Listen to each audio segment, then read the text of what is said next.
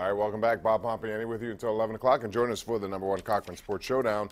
That's tonight following the late news. We're on a little late tonight, so the showdown will air roughly at 12:05. On the program will be Paul Zeiss, Tim Benz, and Chris Mack, and we'll have a lot of interesting debates about all of these issues and more, to be sure. All right, let's go out to Greg in Mount Washington. Hey, Greg, welcome. How are you? Bob, how you doing? Good, thanks. Hey, just a couple of quick things. I don't even understand why he was trying to clock the ball, because the clock wasn't running. Yeah, it wasn't running, and I found no explanation for that. I've been looking for that.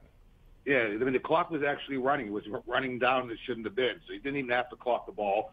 Number one. Number two, you take the ball, you break the play, it's a touchdown. End of story. And I think they need. No, I agree with you. I think that should be the rule, but that's not the current rule. Not for wide receivers who have to make a football play. You have to secure the pass all the way to the ground. But I still believe there was no conclusive evidence to say that he didn't. The ball moved slightly, but it never moved, and I never saw it lose possession of his hands. So neither did I. Neither did I. And but on the good part, the other receivers really stepped up to the plate with the loss of Braun. So there are some positives that will come out of this. Yeah, they can't afford a loss, though. You got to seed. That's very important for them as they move forward here. Walt in Everson. Hey, Walt, how are you? Good. Thanks for taking my call. Anytime. Hey, really enjoy your show. You know, with this game in the history books now, there's not much we can do. But I want to comment on something that I haven't heard anybody talk about, and that's Jacksonville Jaguars. They're pretty consistently winning, and they've already beaten the Steelers and the New England Patriots. I'll hang up, listen to your comment. Thanks. I think Jacksonville's a team that, is one of those teams that they go with Leonard Fournette. He did not even play today, and they still beat up the Houston Texans 45-7. They're a dangerous team in that they have a very good defense, and I think in a playoff time, I think the obvious call, if you're playing against them and Fournette is healthy, is you try to take him out of the game and let Blake Bortles do what he's supposed to do. But I don't know if he can do it on a consistent basis in high-leverage games. We'll see. Maybe he can. But their defense is going to be very important for them. They have a good special teams. They do all the little things that I think teams that win in the playoffs can do. So they will be a challenge if it gets to that. But the one thing you want them to do is play in the playoff round and take on, say, Buffalo or the Ravens. If the Ravens get in, and I think they will get in, because I see New England beating Buffalo next week. So if the Ravens get in, it could be your 3-6 matchup, Jacksonville and Baltimore, and that would be interesting. Line 3 we go. D in Stanton Heights. Hey, D, how are you? Hey, how you doing, Bob? What's up? Thanks for accepting my call. I just want to add another little, I don't want to beat a dead horse about this. We've been doing that all day. About that Jesse James call. Okay. But this is another way to look at it. Now, I understand that rule that you explained it very clearly to me. That rule does not pertain to that play.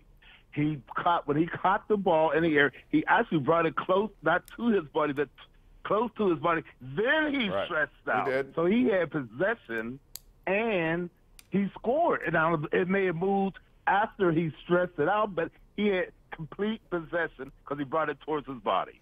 See, what I'll say is, and I don't think possession was compromised. I don't. I think if it moved, it moved. That doesn't mean he hadn't lost possession of it. It just means it slightly moved. Okay. Is it really going to come down to that? Is that what this rule has to be? I just think it's way too much on that rule. I think that rule has to be softened. What I'm saying is I didn't see that as an incomplete pass. That's what I'm saying. That's what they called it. He had possession. It may have moved after he stretched it out. Okay, it's a fumble and he had it back. Okay, whatever you want to call it. It was not an incomplete pass. That's what I'm saying. I got you, man. Thanks. It's a frustrating time right now trying to understand all these rules. Let's go out to Jim in Pittsburgh. Hey, Jim, how you doing? Hey, good, Bob. Hey, I just don't understand why we didn't double cover Gronkowski. I would have done that, especially on that last drive. Yeah, and included in that, I don't know why we didn't have one of our linebackers bump him. Aren't we allowed to do that for up to 5 yards? Sure you could. Off the line of scrimmage? I thought T.J. Watt might get a little bit of play in that direction. You know, just because he's an athletic guy, he can jump, he's fast.